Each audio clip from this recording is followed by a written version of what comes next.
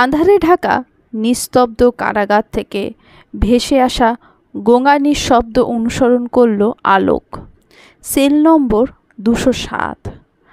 8 মাসের উঁচু পেট নিয়ে উবু হয়ে বসে আছে অল্প বয়সী এক মেয়ে। সেলের দেওয়ালে অসংখ্য আঁকিবুকির দাগ, যেন কিছু হিসেব নিকেশের চিহ্ন রাখা দেওয়াল জুড়ে।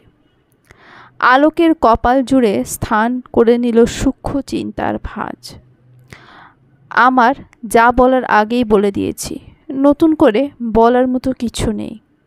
রাশভারী কণ্ঠস্বর শুনে খানিকটা বিচলিত হলেন আলোক শিকদার। ডিপার্টমেন্ট থেকে আজই তাকে পাঠানো হয়েছে এখানে। মূলত কয়েকটা কেস হাতে দেওয়া হয়েছে তার। এটা তার মধ্যে একটা। রুমনা আর্থি, রাইট? আলোকের কথা শুনে বেশ মজা পেল আর্থি, যেন ভীষণ হাস্যকর কিছু শুনেছে সে। কয়েকদিন পর নিশ্চিহ্ন হবে যে নাম, তা নিয়ে কিসের এত আয়োজন? আপনার কি বাঁচতে ইচ্ছে করে না? না। কাটকাট কণ্ঠে জবাবে আশাহত হলো আলোক। কেরিয়ারের প্রথম কেস যদি সমাধান করতে না পারে, তবে টিকে থাকার লড়াই বড্ড কঠিন হবে তার জন্য। যেভাবেই হোক নিজে শেষ চেষ্টা করতে হবে তাকে। মিস আর্থি, আপনি কি আপনার সন্তানের কথা একবারও ভাববেন না? ওর ভবিষ্যতের কথা ভেবে অন্তত মুখ খুলুন। বাবা মা ছাড়া সদ্যজাত সন্তান কিভাবে বড় হবে ভেবে দেখেছেন? রাস্তার ধারে কোনো আস্তাকুঁড়ে কিংবা ময়লা স্তূপে ফেলে আসবে আপনার সন্তানকে, কে নেবে ওর দায়িত্ব? কিংবা ধরুন কোনো অনাথ আশ্রমে রেখে আসা হবে, এরপর আপনি তো পিঠ বাঁচিয়ে পালিয়ে যাবেন। সন্তানকে ধোকা দিয়ে ঝুলে পড়বেন ফাঁসির দড়িতে, মুক্তি পাবেন। অথচ আপনার সন্তান প্রতি মুহূর্তে হাহাকার করবে, বাঁচার জন্য চিৎকার করবে। মাসুম বাচ্চার কান্না দেখে সহানুভূতি দেখিয়ে এক টুকরো রুটি সবাই দেবে, কিন্তু ভালোবাসা, যত্ন, আদর, মমতা কে দেবে এগুলো? আপনার ভুলের জন্য নষ্ট হবে ওর জীবন। 2 মুঠো ভাতের জন্য ছটফট করবে। মেনে নিতে পারবেন তো সেই দৃশ্য? তার চেয়ে বরং এক কাজ করুন, জেনে বুঝেই বাচ্চাটাকে নরকে ঠেলে না দিয়ে মেরে ফেলুন। নিজের সাথে সাথে ওকেও মুক্তি দিন। জগৎ সংসারের জটিলতা থেকে মুক্ত করে দিন ওকে। লম্বা করে নিঃশ্বাস নিল আলোক। মেয়েটার বয়স তার মতোই কিংবা ছোট হবে সামান্য। চোখের তলায় জমে থাকা কালিমা অনেক অজানা গল্প লিখে রেখেছে। মলিন চেহারা, এককালে ধবধবে ফর্সা সুশ্রী সৌন্দর্যের অধিকারী ছিল। অযত্নে কোমর সমান চুলগুলো তেলছিটে হয়েছে। খুঁটিয়ে খুঁটিয়ে আলোক দেখছে আর্থিকে। মেয়েটার মুখে বড্ড মায়া। কোনো খুনির প্রতি এত সহানুভূতি তার আসেনি কখনো, তবে আজ হচ্ছে। কেন যেন মনের ভেতরে এক সত্তা তাকে ফিসফিসিয়ে বলছে, রহস্য বেড়াজাল অনেক গভীর। ফোঁস করে শ্বাস ছাড়ল আলোক। নীরবতার মাঝে কাটল বেশ কিছুটা সময়। হতাশার নিঃশ্বাস ফেলে উঠে দাঁড়ালো আলোক। কয়েক পা এগোতেই আর্থির কথায় চমকে উঠল। খুশির ঝলক ফুটে উঠল চোখে মুখে। অতীত। কলেজের সেকেন্ড ইয়ারে পরীক্ষা শেষ হয়েছে মাত্র। কয়েক মাসের জন্য কলেজ ছুটি, সাথে গরমের ছুটি যোগ হয়ে ছুটিটা 3 মাসে ঠেকেছে। আব্বু আম্মু ভাইয়া একমাত্র চোখের মণি আর্থি। কখনো কিছুর অভাব বোধ করতে দেননি। ভীষণ সচ্ছল পরিবার না হলেও মধ্যবিত্ত পরিবারেও সুখের কমতি নেই কোথাও।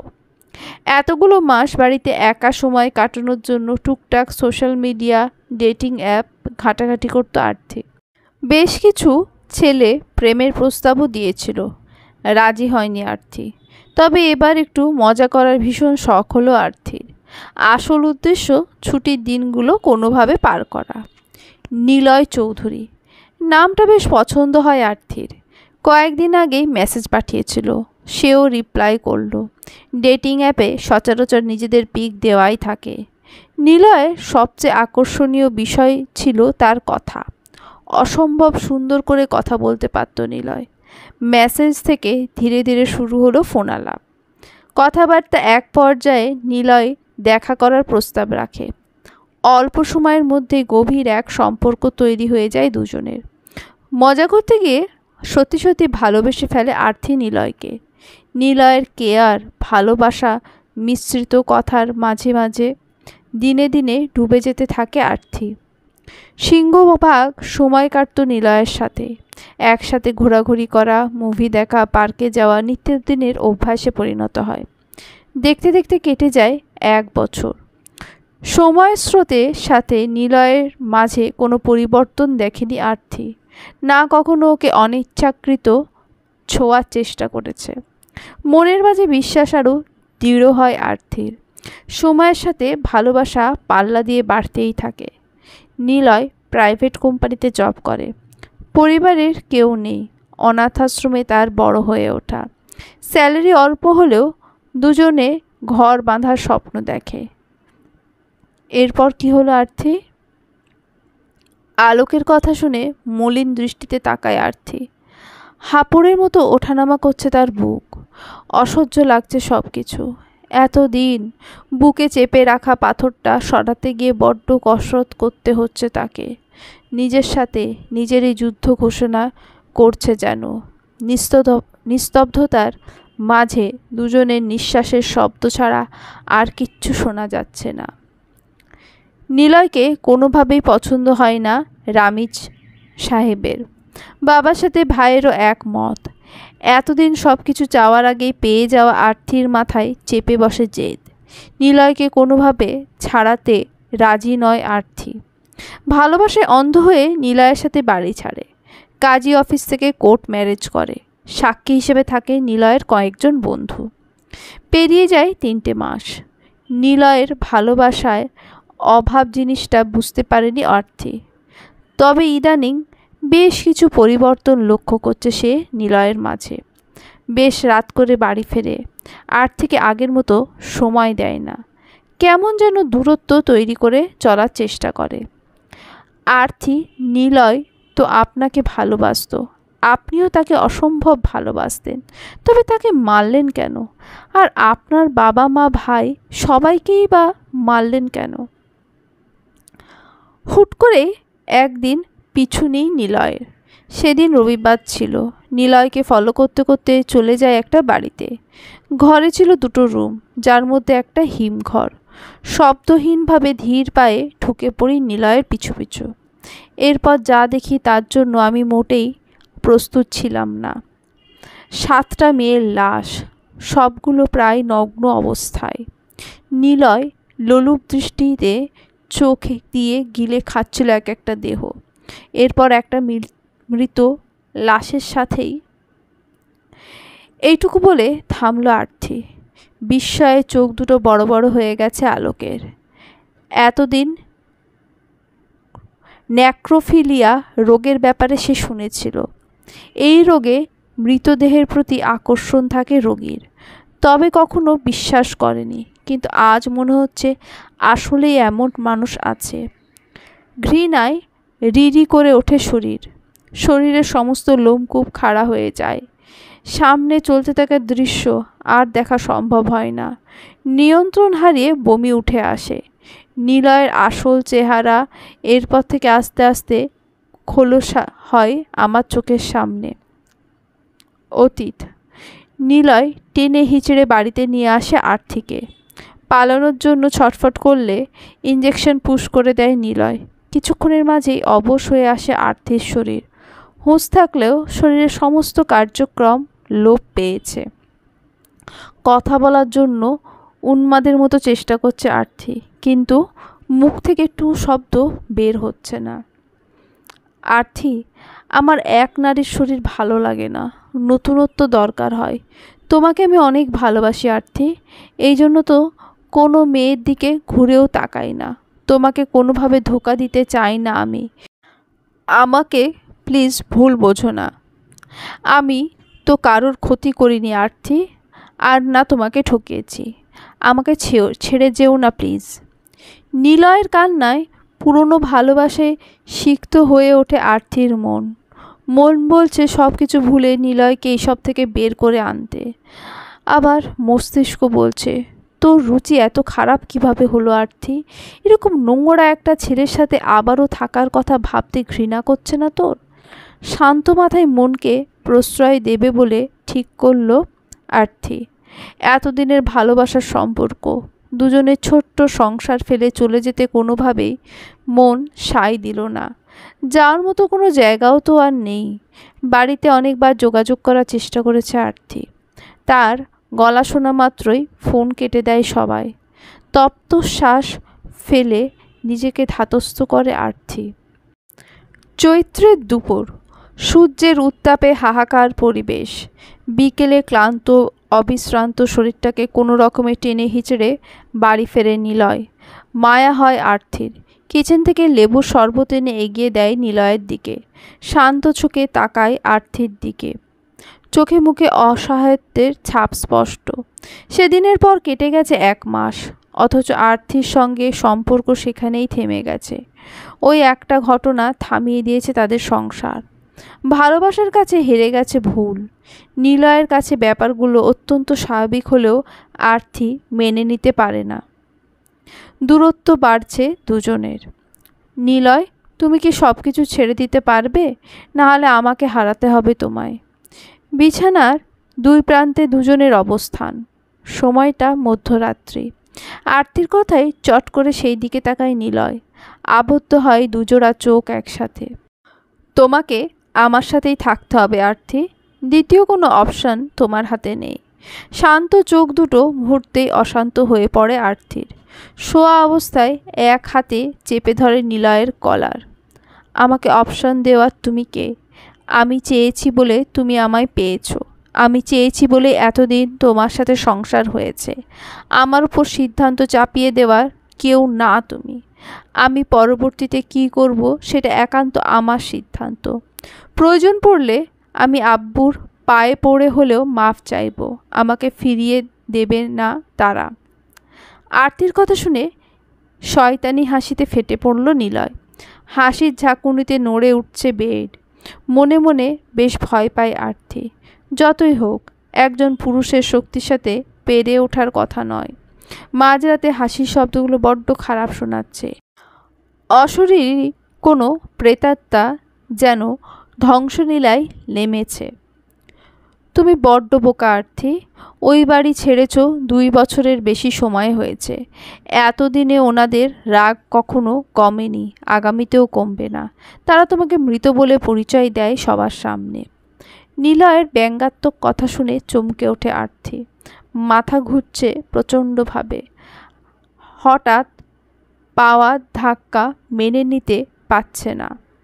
আব্বু আম্মু আমাকে অনেক ভালোবাসতো। কাঁপা কাঁপা কণ্ঠে আরতির কথা শুনে নিঃশব্দে হাসল নিলয়। আঘাতটা সঠিক জায়গায় করেছে। ঠিক এভাবেই ভেঙে গুড়িয়ে দেবে আরতির আওয়াজ। পদে পদে বুঝিয়ে দেবে সে ছাড়া তার আর কোনো গতি নেই। বুঝলে আরতি, ভালোবাসা আর ঘৃণা দুটোই হৃদয়ের বড্ড কাছের অংশ। যাকে ভালোবাসা যায় সময় কালক্ষেপে, ঠিক তাকে তীব্রভাবে ঘৃণা করা যায়। ঝট করে চোখ তুললে তাকালো আরতি। কান্নারা গলায় দলা পাকিয়ে আছে। 2 চোখ বেয়ে গড়িয়ে পড়ছে অজস্র অশ্রুকণা। মনে মনে বারবার আওড়ালো ঘৃণা শব্দটা। চোখ ফেটে কান্না বেরিয়ে আসছে। আজ নিজেকে বড্ড অসহায় লাগছে। কাতরাচ্ছে মায়ের কোলে ঝাঁপিয়ে পড়ে ফুপিয়ে কান্না করার জন্য। মন উচাটন হয়ে আছে মামা সেই গন্ধের জন্য। সারাক্ষণ নিজের কথায় বাড়ি মাথায় করে রাখা মেয়েটা আজ একলা রাত্রি যাপন করছে। নিঃসঙ্গতায় ফুপিয়ে উঠছে। খেই হারিয়ে ফেলছে কথার। জীবনের হিসেব নিকেশ করতে করতে আনমনা হয়ে রান্না করছে আরতি। দিনগুলো যেন কোনো রকমে পার হচ্ছে। জীবনের প্রতি আর কোনো মায়া কাজ করে না আরতির। ধীরে ধীরে টের পাচ্ছে কত বড় ভুল করেছে সেই দিন বাবার কথা না শুনে। যে ভুলের মাসুল হয়তো তার শেষ রক্তবিন্দু নিঃশ্বাস হওয়া অবধি দিতে হবে তাকে। নিলয়ের আলমারিতে কখনো হাত দেয়নি আরতি। মূলত নিলয় তাকে বুঝিয়েছিল সেখানে অফিসের অনেক ফাইল থাকে, এদিক ওদিক হয়ে গেলে সমস্যা হবে। ভালোবাসার মানুষের কথা চোখ বন্ধ করে বিশ্বাস করে বিয়ের 2 বছরেও আলমারিতে সেভাবে হাত দেয়নি আরতি। বিগত কিছুদিন অতিরিক্ত ব্যস্ততায় দিন কাটাচ্ছে নিলয়। সকাল সকাল নাস্তা না করেই বেরিয়ে যায়, আবার ফিরছে বেশ রাত করে। অফিসের চাপ বেড়েছে, মাঝে মাঝে অফিসের কাজের জন্য বিভিন্ন জায়গায় যেতে হচ্ছে। আলমারির অবস্থা নাজেহাল, জামা কাপড় এদিক ওদিক কোনো রকমে ঠেসে রাখা। ফাঁপা দীর্ঘশ্বাস ফেলে আরতি কাপড়গুলো এক এক করে গুছিয়ে রাখলো আলমারিতে। গুছোনো শার্টগুলো আলমারিতে রাখতে গিয়ে আরতির পায়ের কাছে পড়লো একটা সাদা কাগজ, এবড়ো খেবড়ো করে ছেঁড়া একটা চিঠির খাম।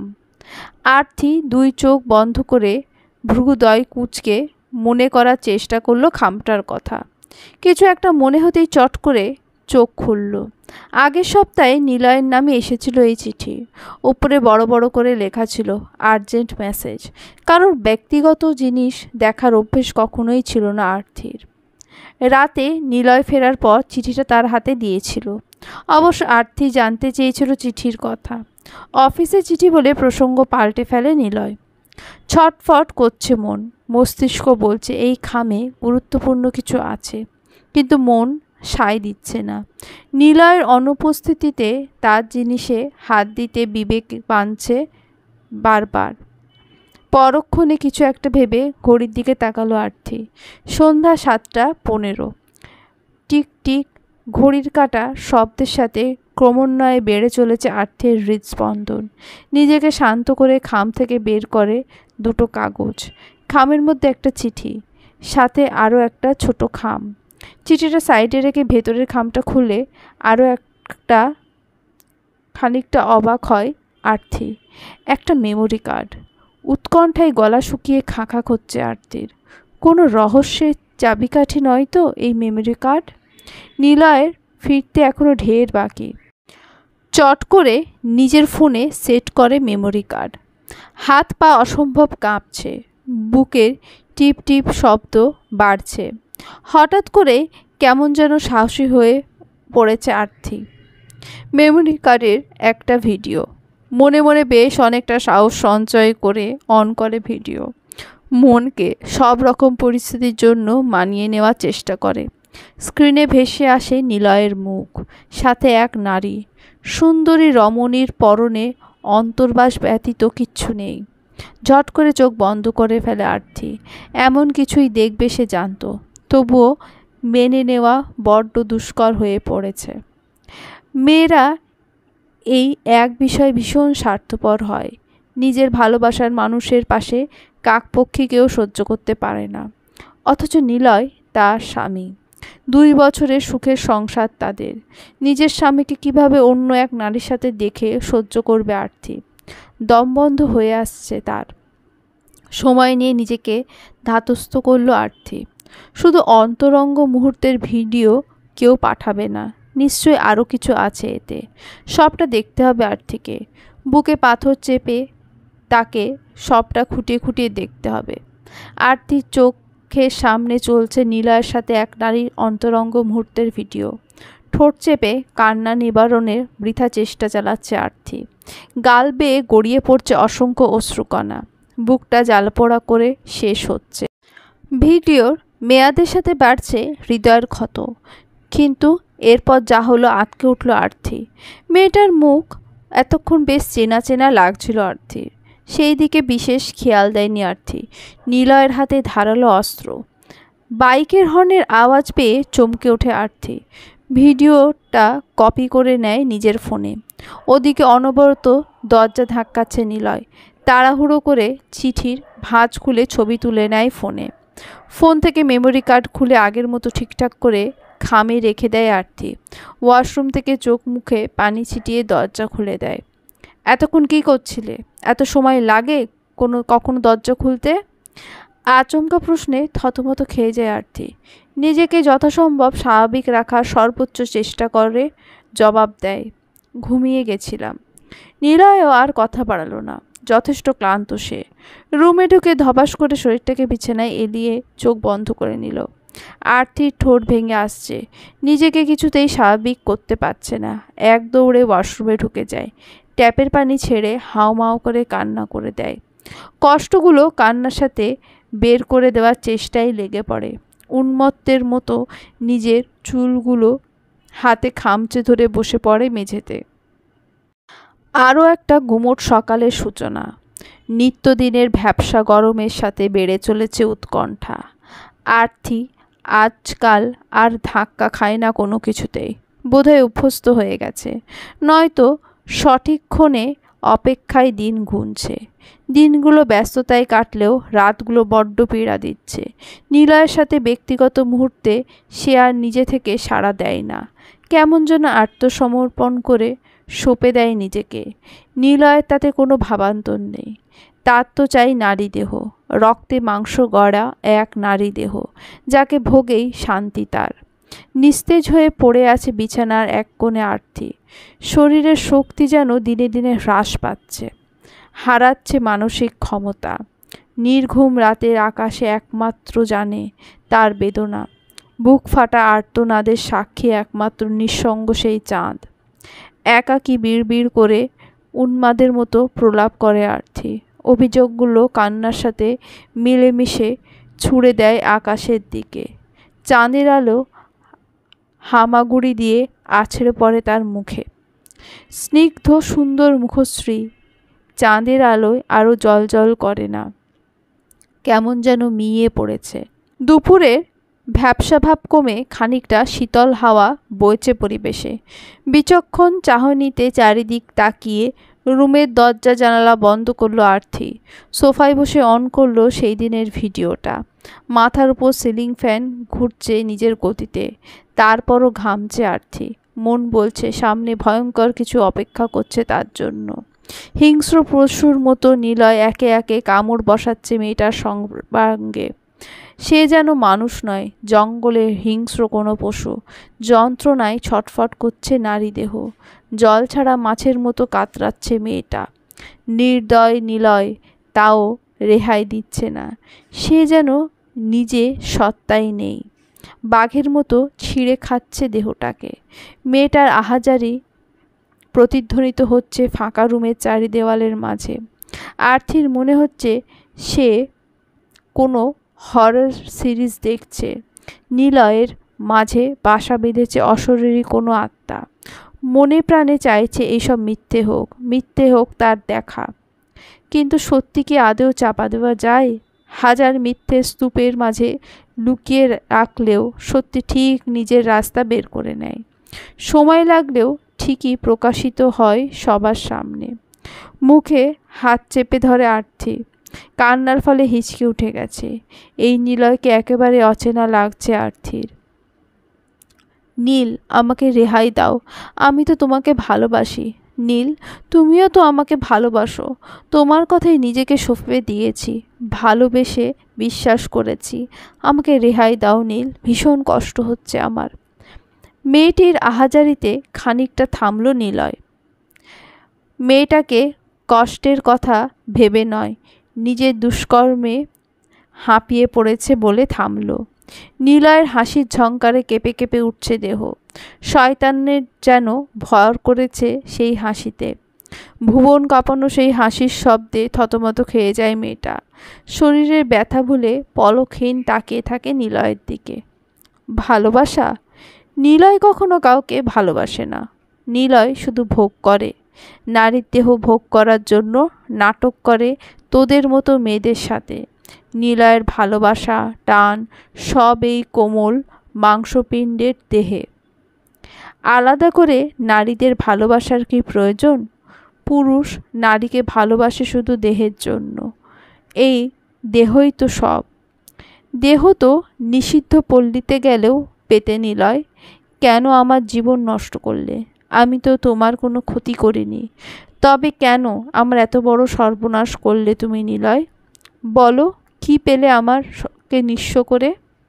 রাগান্বিত সেই কণ্ঠ এক হাতে চেপে ধরে নিলয়। হিসিয়ে বলে, আমার সামনে চড়া গলায় কথা বললে নিঃশ্বাসটুকুও কেড়ে নেব।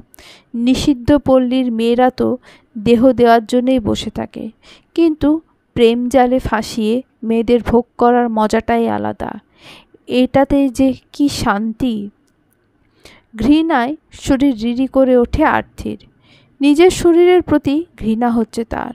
এই নোংরা মানুষের সাথে এতগুলো দিন এক বিছানায় শুয়েছে ভাবতেই বমি পাচ্ছে আর্থির। এই লোকটার ছোঁয়া রয়েছে তার সর্বাঙ্গে, ভাবতেই নিজের চামড়া ছিঁড়ে ফেলতে ইচ্ছে করছে।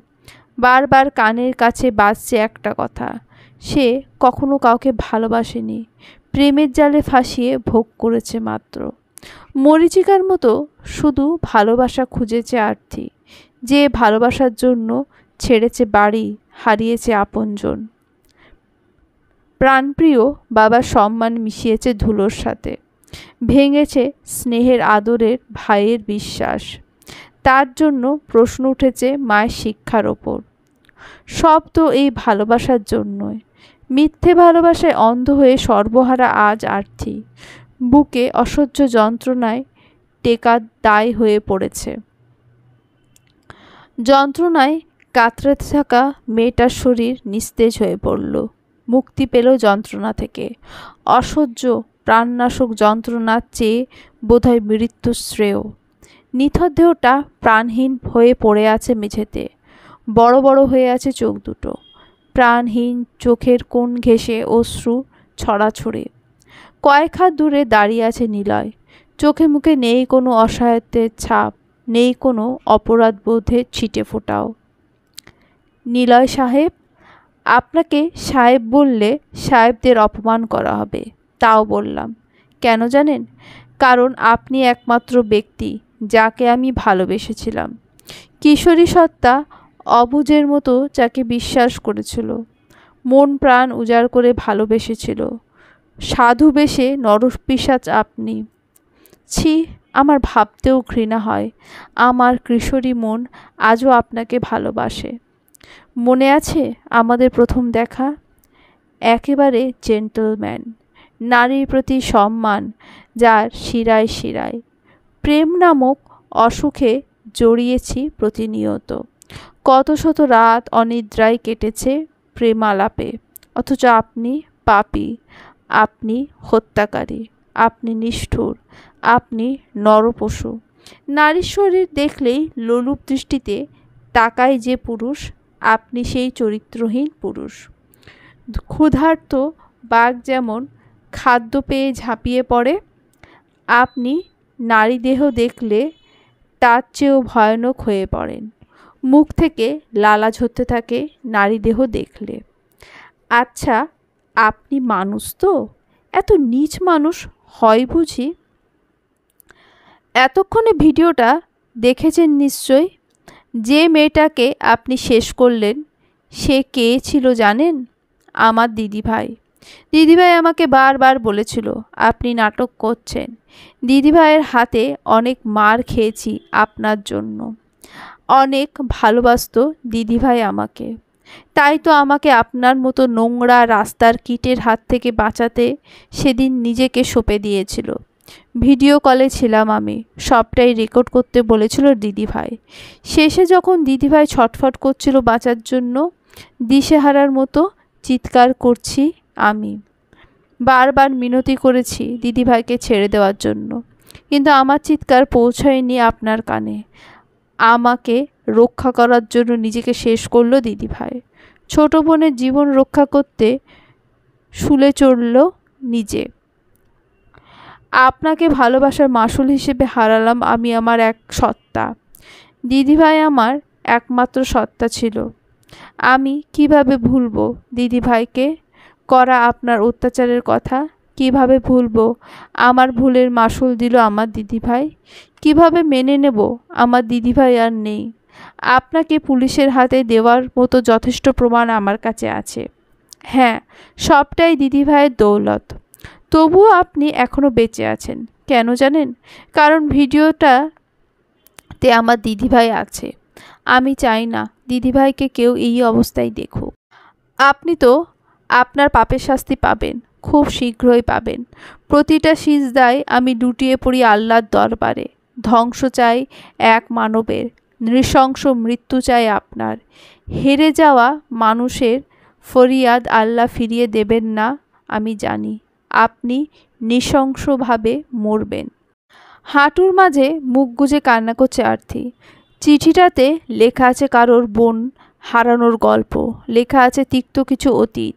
নিজেকে বড্ড বোকা বোকা লাগছে তার। এত বোকা সে কীভাবে হলো, কীভাবে মানুষ চিনতে ভুল করলো। ফাঁকা ফাঁকা লাগছে সব কিছু। নিঃস্ব হওয়ার কষ্ট কুড়ে কুড়ে খাচ্ছে আরতিকে। দম বন্ধ হয়ে আসছে যেন। কান্নার ফলে ভিজে গেছে বুক। মাথার উপর ফ্যান চলছে, তবুও ঘেমে চলেছে ক্রমাগত। ভিজে চুপচুপে হয়ে আছে জামা। কেঁপে কেঁপে উঠছে আরতি। কান্নার ধমকে হেঁচকি উঠে গেছে। চেয়ার ছেড়ে তড়িঘড়ি উঠে গেল আলোক। পানির গ্লাস এনে ধরল আরতির মুখের কাছে। ঢক ঢক করে সবটুকু পানি শেষ করলো আরতি। মিস আরতি, সেই ফোন আর ভিডিও কি আপনার কাছে আছে? আমি কথা দিচ্ছি মেয়েটার মুখ কারোর সামনে আসতে দেব না। অন্তত নিজের সন্তানের জন্য হলেও একটু বাঁচার চেষ্টা তো করতেই পারেন, তাই না? আমার একটা কথা রাখবেন? বলুন। আমার সন্তানকে একটা সুন্দর জীবন উপহার দেবেন? বাপের রক্তের চেয়ে মায়ের গুণাগুণ তার মধ্যে প্রকট, এটা প্রমাণ করতে পারবেন? যদি কখনো মনে হয় সে বাবার গুণ পেয়েছে, সেই মুহূর্তে শেষ করে দেবেন ওকে। দ্বিতীয় কোনো নিলয় যেন না আসে পৃথিবীতে। আপনাকে বাঁচতে হবে আরতি। মায়ের জায়গা কেউ কখনো নিতে পারে না। আপনার সন্তানের জন্য হলেও আপনাকে মুক্তি পেতে হবে। আমি আছি। হয়তো আপনার শাস্তি আমি আটকাতে পারবো না, তবে কম করতে পারবো। আপনাকে কারোর প্রয়োজন আরতি, ভীষণ প্রয়োজন। আজকাল আলোক রোজ আসে আরতির কাছে, হয়তো কেসের রহস্যের টানে, নয়তো অন্য কিছু। মেয়েটার মায়াবী মুখে মায়ার চিহ্ন বিলীন। তবুও তাকিয়ে থাকতে ইচ্ছে করে আলোকের। দুজনের কথোপকথনের প্রতিটা মুহূর্ত আরতি তাকিয়ে থাকে সেলের ছোট্ট জানলার থেকে আসা আলোর দিকে। হয়তো আসার কোনো এক আলো খোঁজে দিনের আলোয়। রাত তো বরাবরই ভয়ঙ্কর হয়, সেখানে থাকে না আশা আকাঙ্ক্ষা, সবটা মরীচিকা লাগে। আজকাল আলোক খুব করে চাই আরতি তার দিকে তাকাক, কালশিটে চোখে তাকিয়ে দেখুক একটাবার। আলোকের সব জল্পনা কল্পনা বানের জলের সাথে মিশিয়ে দেয় আরতি। ভাটা পড়ে আলোকের আকাঙ্ক্ষার স্রোতে। আরতি, মা আপনার জন্য তাজা মাছের ঝোল আর কিছু ফল পাঠিয়েছেন, খেয়ে নিন জলদি। আলোকের কথায় মলিন হাসল আরতি। প্রাণহীন সেই হাসি দেখেই খানিকটা হাসল আলোক, যেন বহুদিন পর দুই অধর মুক্ত হয়েছে হাসির জন্য।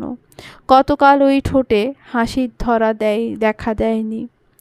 পুলিশেরা যে আসামিদের এভাবে যত্ন করে জানা ছিল না। আরতির কথায় খানিক ভ্যাবাচাকা খেয়ে যায় আলোক।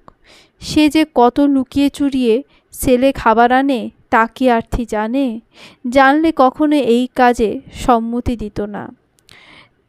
চোরা দৃষ্টিতে এদিক ওদিক তাকিয়ে মিনমিনিয়ে বলে, মা পাঠান, আপনার জন্য নয়, আপনার অনাগত সন্তানের জন্য পাঠান। আলোকের জবাবে খানিক হাসল আরতি। আলোকের দৃষ্টির গভীরতা তার দৃষ্টি এড়ায়নি। মেয়েরা নাকি দূর থেকেই ছেলেদের দৃষ্টি পড়ে নিতে পারে। আলোক তো তার বেশ কাছেই বসে থাকে রোজ। কয়েক হাত দূরে মানুষটার মনের অভিব্যক্তি সে খানিক বোঝে। আজই তো শেষ, তাই খেয়ে নেব। কাল থেকে আপনিও আর আসবেন না, আর আন্টিকেও আর কষ্ট করে রান্না করতে হবে না। আরতির কথাই চমকালো আলোক। আজই শেষ মানে? সে তো রোজ আসবে, কোনো না কোনো বাহানা নিয়ে রোজ হাজির হবে আরতির দুয়ারে। না, তাকাক আরতি ফিরে। সে শুধু দুচোখ ভরে দেখেই বিদায় নেবে। নিজের ভাবনার উপর নিজেই বিরক্ত বোধ করল আলোক। একজন আসামিকে নিয়ে এমন ভাবনা মাথায় আসা অনুচিত। ইতিহাসে প্রথম বোধহয় একজন পুলিশ আসামির প্রেমে পড়েছে। আসলেই হাস্যকর। গুমোট রাত্রি। আকাশের বুক চিরে ক্ষণে ক্ষণে ছিটকে আসছে আলোর স্ফুলিঙ্গ। আধার কাটিয়ে ক্ষণিকের জন্য স্পষ্ট হচ্ছে প্রকৃতি। গগনবিদারী আওয়াজে নিক্ষেপ হচ্ছে বজ্রপাত। ঝোড়ো হাওয়ার সাথে বৃষ্টি পাল্লা দিয়ে ক্রমে বেড়ে চলেছে। সূচনা হচ্ছে কোনো এক ধ্বংসলীলার। প্রকৃতি যেন চণ্ডীরূপ ধারণ করেছে ধ্বংসে মেতে। আজ উচ্ছিষ্ট করবে পাপ। সন্ধ্যা থেকে আঁধারে ঢেকে আছে পুরো বাড়ি। সাজবাতি নিভিয়েই রান্নাঘরে কিছু খুটখাট করছে আরতি। এরপর শান্ত, নিস্তব্ধ। বজ্রপাতের শব্দে আজ কোনো ভীতি নেই। ভয়কে বোধহয় জয় করে ফেলেছে আরতি।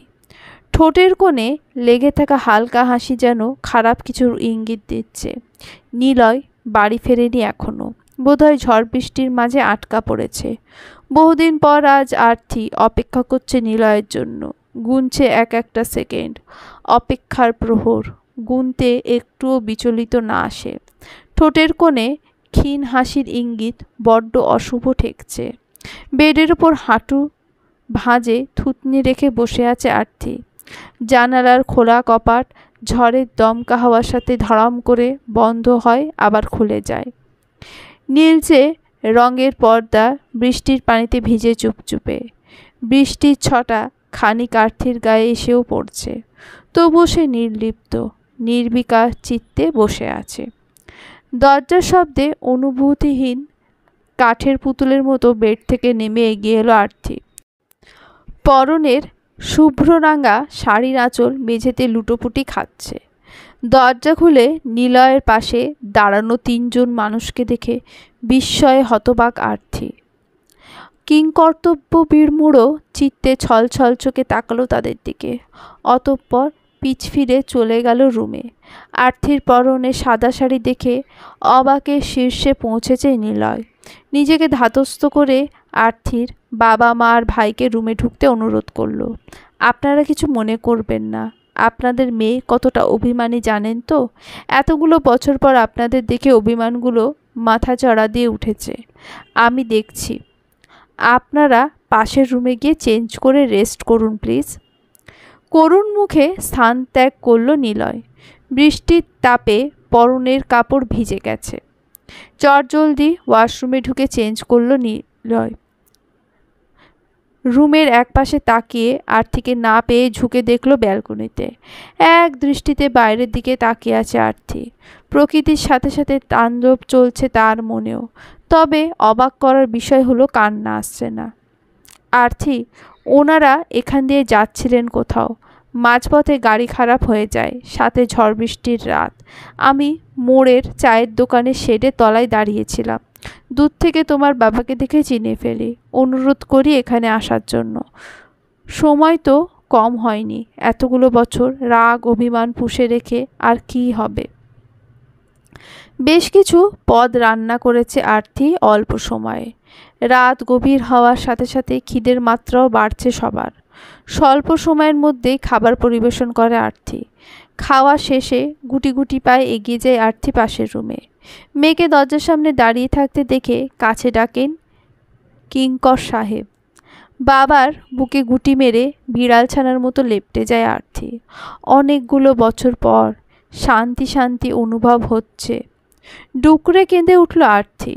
বুকটা ছিঁড়ে যাচ্ছে যন্ত্রণায়। আপনজনকে পেয়ে উগলে দিতে ইচ্ছে করছে মনে সব কষ্ট।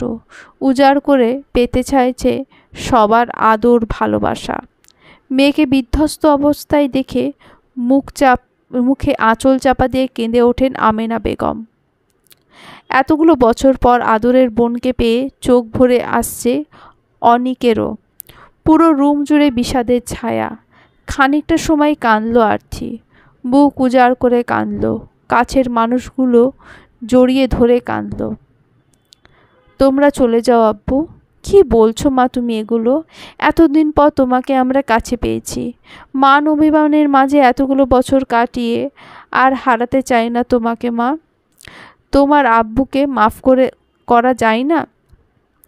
আমাকে আর নিজের কাছে ছোট করে দিও না প্লিজ। ভুল তো আমি করেছি। তোমাদের সম্মানের কথা না ভেবে নিজের সুখটাই দেখেছি। আমাকে মাফ করো তোমরা। কাঁদতে কাঁদতে হাঁচকি উঠে গেছে আর্থির। নিঃশ্বাস নিতে কষ্ট হচ্ছে, থেমে থেমে আসছে নিঃশ্বাস কান্নার ফলে। মুখের কাছে ধরা পানির গ্লাস এক হাতে সরিয়ে দেয় আর্থি। তোমরা চলে যাও, তোমরা না গেলে আমি পানি খাবো না, তাতে আমি মরে গেলে যাব, কিন্তু এই মুহূর্তে তোমরা এই বাড়ি ছাড়বে, না হলে মেয়ের মরা মুখ দেখার জন্য প্রস্তুত থেকো। মুখ কালো হয়ে যায় তিনজনের। এতগুলো বছর পর সন্তানকে কাছে পেয়েও মুখ ফিরিয়ে চলে যেতে মন সায় দিচ্ছে না কারোর। তাও ভাগ্যের লিখন কেউ খণ্ডাতে পারবে না। বাড়ি থেকে বেরিয়ে কয়েক পা এগোতেই ছাতা হাতে এগিয়ে আসে এক লোক। ভাইজান, আর্থিমা ফোন করে আমাকে বলল আপনারা নাকি তার আত্মীয় হন। বাড়িতে তালা দেওয়া, আজ নাকি ফিরতে পারবে না। আজ রাত যেন আমার বাড়িতে আপনাদেরকে যত্ন আত্তি করি। আসেন ভাইজান। বয়স্ক ভদ্রলোকের কথা শুনে বিস্ময়ে চোখ বড় বড় করে তাকান কিঙ্কর সাহেব। আমিনা বেগম আর অনিকের মুখের অবস্থাও একই রকম। এইমাত্র তারা আর্থির বাড়ি থেকে বের হলো, অথচ আর্থি ভদ্রলোককে বলেছেন সে বাড়িতে নেই। কোনো রকমভাবে হিসেব মেলাতে পারছে না কিঙ্কর সাহেব। কোথাও একটা খটকা লাগছে। আর্থির এভাবে তাদের বাড়ি থেকে চলে যেতে বলা, সাদা শাড়ি পরা, বিধ্বস্ত মুখশ্রী, কিছুই যেন মেলাতে পারছেন না তারা। আমেনা বেগমের বুকটা যেন মোচড় দিয়ে উঠল। মায়েরা নাকি আগাম বুঝতে পারেন সন্তানের বিপদ। তবে কি আর্থি কোনো বিপদে আছে? চকিতে তাকান স্বামীর দিকে। খুব সাবধানে নিলয়ের পানির গ্লাসে ঘুমের ওষুধ মিশিয়ে দিয়েছিল আর্থি। ফলস্বরূপ গভীর ঘুমে মগ্ন সে। ধীর পায়ে এগিয়ে এলো আর্থি। নিলয়ের ঘুমন্ত চেহারার দিকে তাকিয়ে থাকলো বেশ খানিকটা সময়। পরনের সাদা শাড়ির সাথে কোমর পর্যন্ত খোলা চুল, একেবারে বিধ্বংসী লাগছে আর্থিকে। একে একে বুক থেকে শার্টের বোতাম খুলে ফেলল আর্থি। উন্মুক্ত বুকে মাথা রাখলো পরম শান্তিতে। হু হু করে কেঁদে উঠল বুক। কান্নার সাথে তাল মিলিয়ে ফোপাচ্ছে শরীর। বুক থেকে মাথা তুলে আবারও তাকালো নিলয়ের মুখপানে। কি নিষ্পাপ চেহারা! এই চেহারার প্রেমে পড়ে আর্থি কাটিয়েছে এতগুলো বছর। এই মানুষটার হাত ধরে ছেড়েছে বাড়ি, আর কখনো পিছু ফিরে তাকায়নি। এক জনম কাটিয়ে দেওয়ার স্বপ্ন নিয়ে ঘর বেঁধেছিল দুজনে। একে একে মনে পড়ে তাদের সুখের সংসার, দুজনের খুনসুটিতে ভরা প্রেম। খড়খুটোর সংসারে ভালোবাসার কমতি ছিল না কখনো। বুক ফেটে কান্না আসে আর্থির। এই বুকে মাথা রেখে কাটিয়েছে কত শত রাত। প্রশান্তিতে চোখ বুজে ফেলল আর্থি। বন্ধ চোখের কোণ বেয়ে গড়িয়ে পড়ে সারি সারি অশ্রু ফোঁটা। যেই পাঁজরের হাড় দিয়ে সৃষ্টি আমি, তার অস্তিত্ব কেমনে করি বিলীন। এ কেমন পরীক্ষা আমার বিধাতা! এই বুক এফোড় ওফোড় করার শক্তি যে আমার নেই। এটা যে আমার শান্তির নীড়।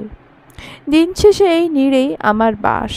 আমার বাসভূমি উজাড় করার শক্তি দাও আমায় বিধাতা।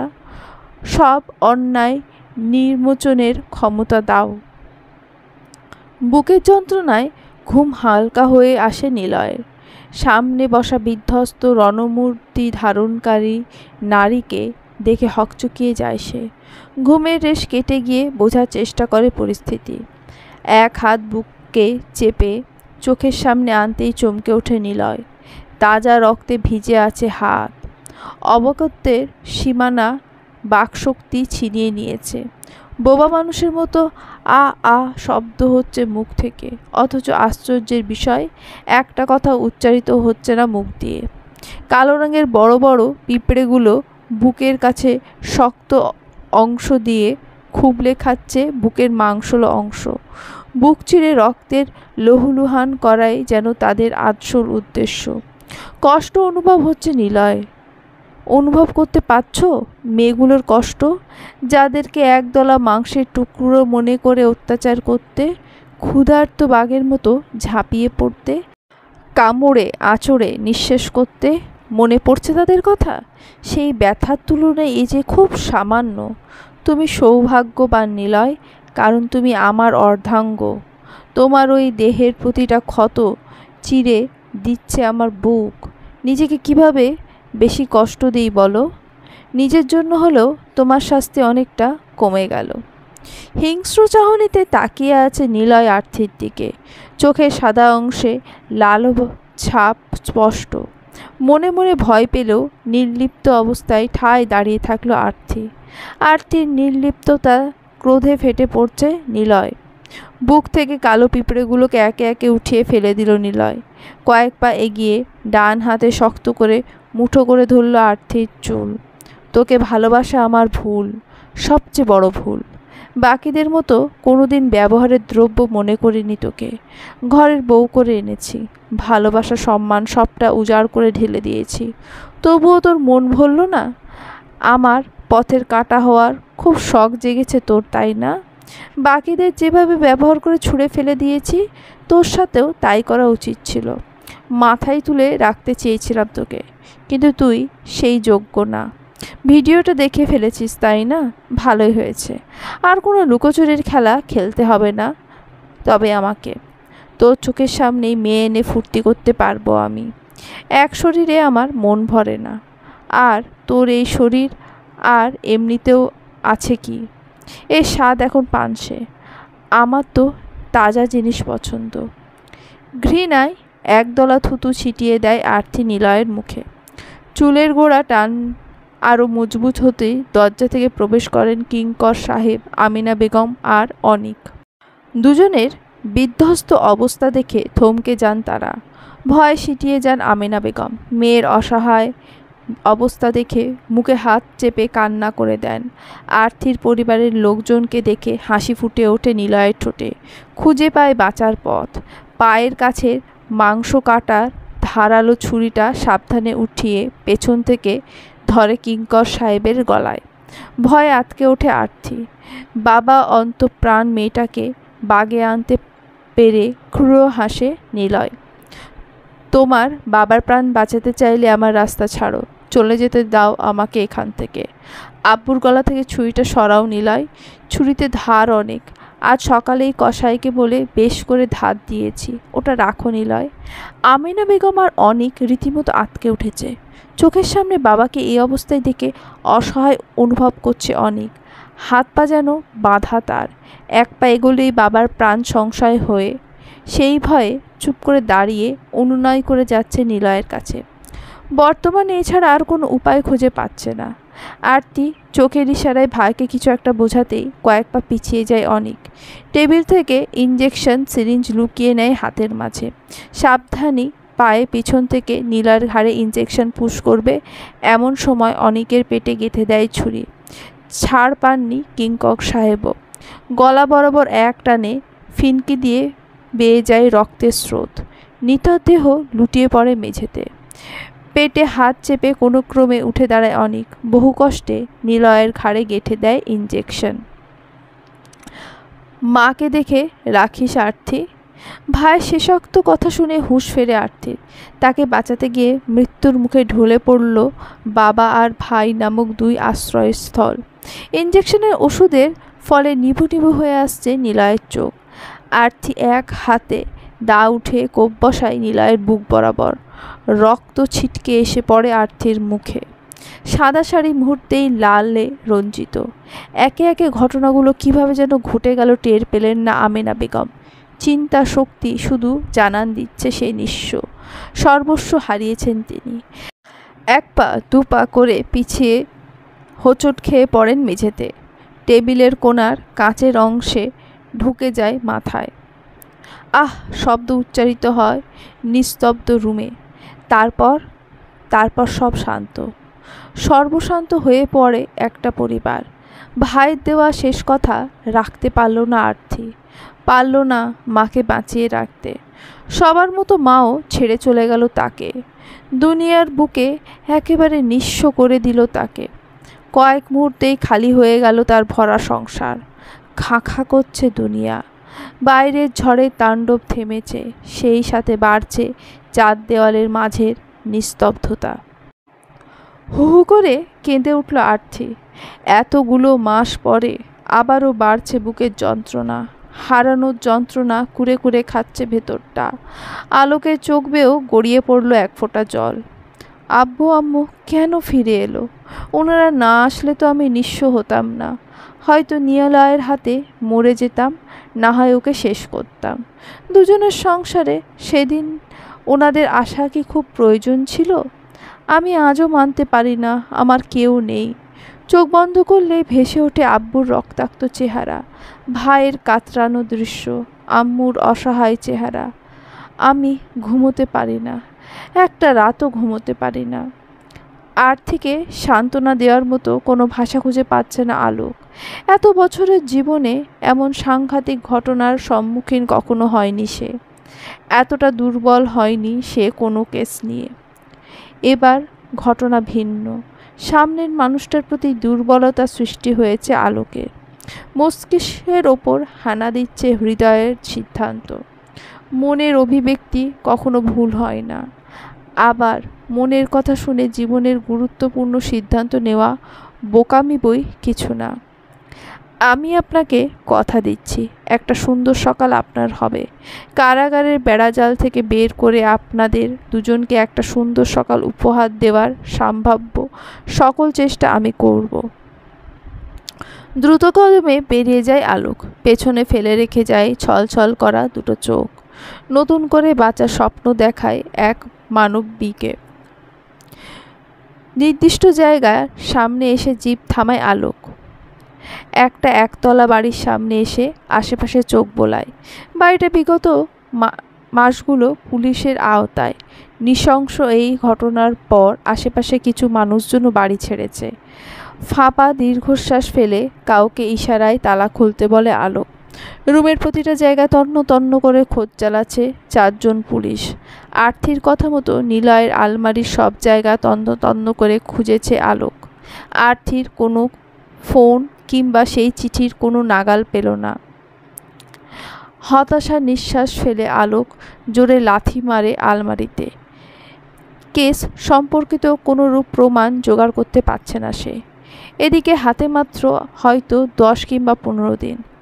আর্থির সন্তান ভূমিষ্ঠ হলেই নির্দেশ মতো ফাঁসির দড়িতে ঝুলতে হবে আর্থিকে। বিচলিত চোখ হঠাৎ আলমারিতে পড়তেই ভ্রু কুঁচকে ফেলে আলোক। কয়েক পায়ে গিয়ে ঝুঁকে পড়ে কিছু একটা লক্ষ্য করে। লোহার আলমারিতে নিচের দিকটা 3টে তাক, ওপরের অংশে ডান দিকে একটা লকার, বাম দিকে হ্যাঙ্গার করে ঝোলানো কাপড়। তাক থেকে কাপড়গুলো মেঝেতে লুটোপুটি খাচ্ছে। 3টের মধ্যে মাঝের তাকে লোহার পাতটা অতিরিক্ত মোটা। সন্দেহভাজন দৃষ্টিতে সেই দিকে তাকে আঙুল দিয়ে সামান্য টোকা দিতেই সন্দেহ গাঢ় হয়। ভেতরটা ফাঁপা। নিখিল, এদিকে এসো। এর মধ্যে নিশ্চয়ই আলাদা করে কোনো বক্স আছে। ভেতরটা ফাঁপা। প্রমাণ এই বাড়ি থেকে অন্য কোথাও লোকানোর সুযোগ নিলয় পায়নি। তাই চিঠি আর মেমোরি দুটোই এই বাড়িতেই আছে। আমার মন বলছে আমাদের সন্ধান করা জিনিস এখানেই লুকোনো আছে। বেশ বুদ্ধি কাটিয়ে এই সিক্রেট জায়গা করা হয়েছে, এমনি এমনি নিশ্চয়ই নয়। চাবি না থাকায় প্রয়োজনীয় যন্ত্রাদি দিয়ে ভেঙে ফেলা হয় লক। আলোকের ধারণা সঠিক প্রমাণ হয়। বেশ কিছু জিনিস মধ্যে সেই চিঠি ও খাম রয়েছে। শীতের শেষ ভাগ। ফাগুনের সকালে বাতাসে বসন্ত বসন্ত আমেজ। প্রকৃতি মেতেছে নানা রঙে। পাখিদের কলরবে মুখরিত স্নিগ্ধ সকাল। মিষ্টি রোদের ঝলসানো আলো তেরছাভাবে মুখে পড়ায় ঘুম হালকা হয়ে আসে আলোকের। তবুও ক্লান্তিতে চোখের পাতা মিলে ধরা দায়। ধকলগুলো একের পর এক শরীরের ওপর যেভাবে যাচ্ছে, রাতে বিছানায় গায়ে এলোতেই ঘুমে চোখ টেনে আসে। আর মাত্র 2টো দিন। উপযুক্ত সমস্ত প্রমাণ কোর্টে পেশ করা হয়েছে। কাজের কোনো রকম ফাঁকফোকর রাখেনি। ভিডিও ক্লিপটাও নিজে হাতে এডিট করেছে, পাছে অন্য কেউ না সেই নারীর চেহারা দেখে ভৎসনা দেয়। আর্থিকে দেওয়া কথা সে রেখেছে। মেয়েটার মুখ ঝাপসা করে ঢেকে দিয়েছে আলোক। সেই সাথে কোর্টে লিখিত আর্জি করেছে ভিডিও ক্লিপ যেন জনসম্মুখে না আসে। ইনভেস্টিগেশনের সময় পেয়েছে আরও কিছু অজানা তথ্য। বেডরুম ছাড়া প্রতিটা রুমে ছিল হিডেন ক্যামেরা। ঠিক কী কারণে বেডরুমে ক্যামেরা লাগানো হয়নি তা জানে না আলোক। তবে সৃষ্টিকর্তা একটা রাস্তা বন্ধ করলে আরও 10টা রাস্তা খুলে দেন। এই বিশ্বাস নিয়েই দিনরাত এক করে দিচ্ছে এই কেসটা নিয়ে। আর্থির কেসটা এখন শুধু তার কাছে একটা কেস নয়, বরং অন্তরের গভীরে প্রবাহমান এক আবেগ। সেদিনের প্রতিটা ঘটনা ক্যামেরাতে রেকর্ড হয়েছে, যা প্রমাণস্বরূপ পেশ করা হয়েছে কোর্টে। আর্থির রেহাই পাওয়ার সম্ভাবনা আরও খানিকটা বেড়ে গেছে। পরশু শেষবারের মতো কোর্টে আনা হবে আর্থিকে। শুনানির শেষ দিনে বিচারকের রায় কোন দিকে হবে জানা নেই আলোকের। তবে সৃষ্টিকর্তার কাছে সব সময় চেয়েছে আর্থি ভালো থাকুক, মুছে যাক তার সব কষ্ট। আড়মোড়া ভেঙে ঘুম থেকে উঠে আলোক পিট চাহনিতে ঘড়ির দিকে তাকাতেই চমকে যায়। 8টা 10। শরীরেরই বা কি দোষ? দীর্ঘদিনের এই ধকলের পর ক্লান্ত স্বাভাবিক। ডিউটি শুরু 9টা থেকে। আজ আর আর্থির জন্য নিজে হাতে রান্না করা হবে না ভাবতেই মনটা খারাপ হয়ে যায় আলোকের। চাকরি সূত্রে এই বাড়িতে একাই থাকে আলোক। রোজ নিজেই যত্ন করে রান্না করে সে আর্থির জন্য, অথচ আর্থির সামনে সুন্দরভাবে আড়াল করে ফেলে নিজেকে। কৃতিত্ব দেয় মায়ের। বাইরে থেকে হেলদি কিছু খাবার প্যাকেট করে ঢোকে কারাগারের মধ্যে। রুম নম্বর 207-এর সামনে আসতেই ধুকপুক করে ওঠে বুক। হৃদস্পন্দন বাড়ে ক্রমাগত। হৃদস্পন্দন যেন আগাম জানান দেয় সে এসেছে। দরজা খুলে ভেতরে ঢুকতেই চমকে ওঠে আলোক। হাতের খাবার পড়ে যায় মাটিতে। পেটের কাছে খামচে ধরে জোরে জোরে নিঃশ্বাস নিচ্ছে আর্থি। যন্ত্রণায় দাঁত দিয়ে কামড়ে ধরে আছে ঠোঁট। যন্ত্রণার তোপে কাটা মাছের মতো কাতরাচ্ছে আর্থি। ডান হাত পেটে চেপে ক্ষীণ আওয়াজে আর্তনাদ করছে।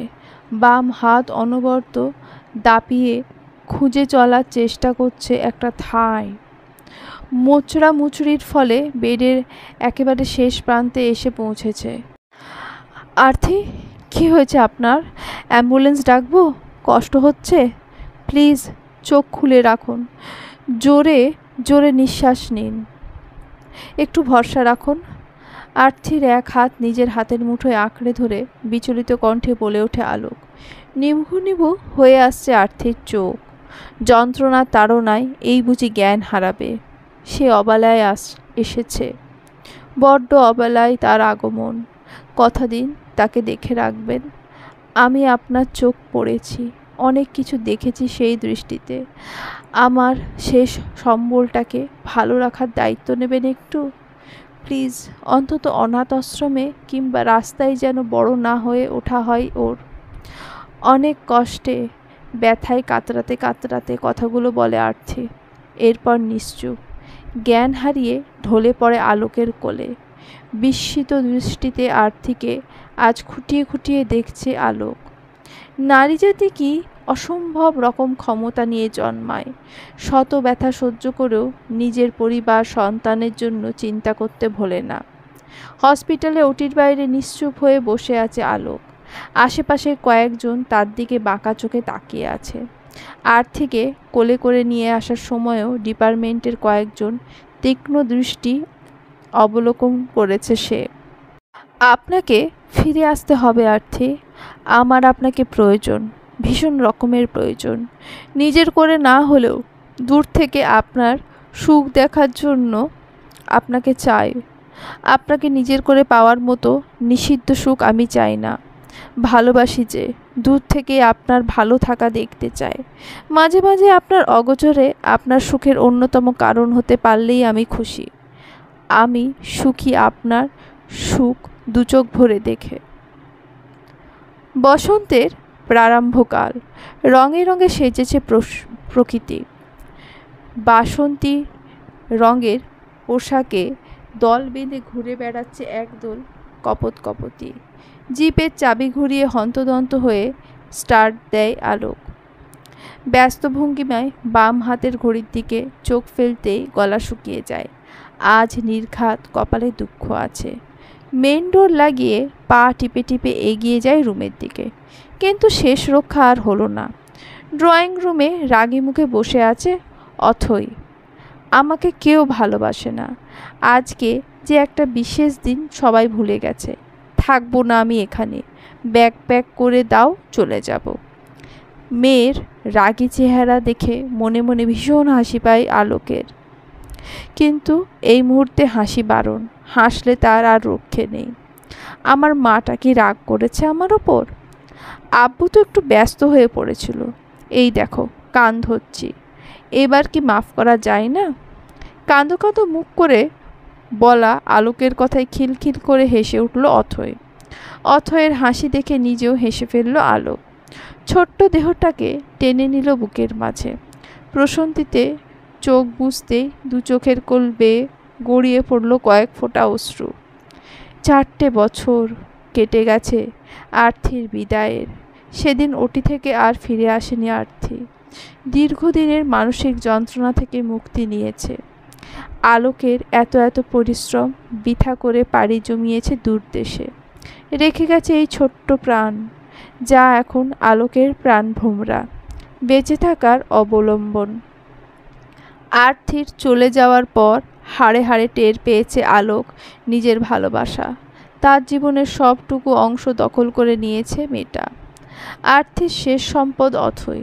ভীষণ আদর যত্নে নিজের মেয়ের পরিচয়ে মানুষ করলেও মায়ের অভাব তো আর পূরণ করতে পারেনি। আজ আর্থির মৃত্যুবার্ষিকী, সাথে অথয়ের জন্মদিন।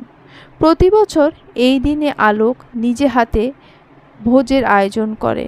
অনাথ আশ্রম আর গরিব মানুষদের মাঝে নিজেই সে খাবার বিতরণ করে দেয়। সবশেষে বাড়ি ফিরতে লেট হয়। অথয়ের জন্মদিন পালন করে রাত 12টার পর। এই দিনটা শুধু আর্থির জন্য বরাদ্দ রাখে। আম্মু থাকলে কত ভালো হতো, তাই না আব্বু? আম্মু তো আছে মা, এই তো তোমার মনের মধ্যে আম্মু সবসময় আছেন। ওই যে দেখো সবচেয়ে উজ্জ্বল তারাটা কেমন জ্বলজ্বল করছে, আম্মু ওখান থেকেই তোমাকে জন্মদিনের শুভেচ্ছা জানাচ্ছে। জানেন, এই পৃথিবী বড্ড নিষ্ঠুর, তাই আমি আমার সন্তানকে এখন থেকেই পরিচয় করাচ্ছি এই নিষ্ঠুরতার সঙ্গে। দুনিয়ার হিসেব নিকেশ কষা শিখিয়ে দিচ্ছি, যেন তারও ভুল না হয় আমার মতো, মানুষ চিনতে যেন ভুল না হয় তার। আজও আমার মনে পড়ে তোমার শেষ কথাগুলো আর্থি। সত্যিই সে বড্ড অবেলায় এসেছে, ঠিক যেমন অবেলায় তুমি এসেছিলে আমার জীবনে। এক জনম দুঃখ কি উপহার দিয়ে গেলে আমাদের বাবা মেয়েকে। তোমায় ভালোবাসার অপরাধে। সমাপ্ত।